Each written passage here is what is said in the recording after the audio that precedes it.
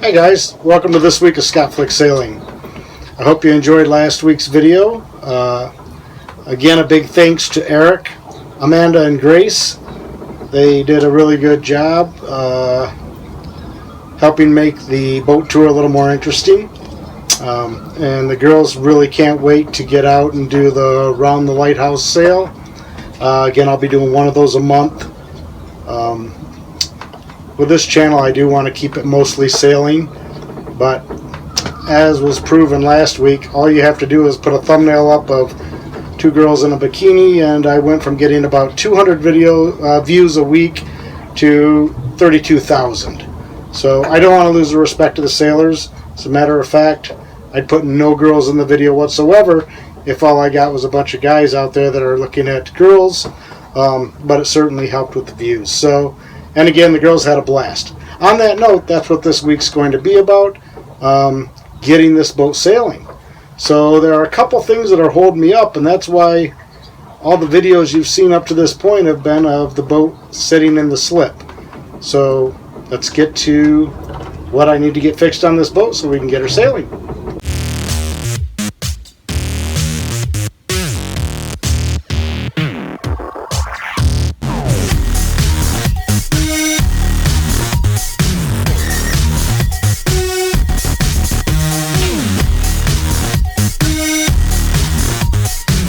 So there are a couple things that are holding me up from getting out on the water, and unfortunately both of them have to do with the sails, one on the mainsail and the other on the head sail.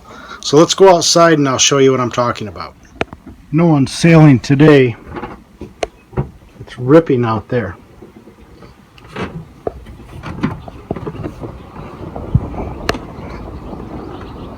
So as I mentioned earlier, I have a problem with both sails. On the main, it's the mainsail gate. And on the shakedown cruise, I don't know if you can see this. Try to get in there for you.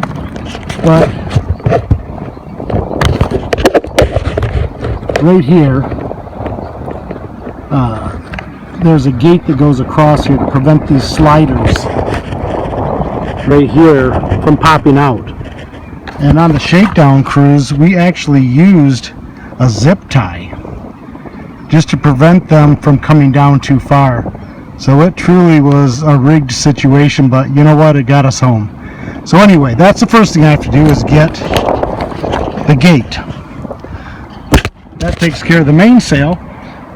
And then as I move forward, the other issue is with the angle that the roller furling line right here enters the roller furler. Under load, it's at too steep of an, or not steep enough of an angle. So what it's doing is hitting the top of the furler.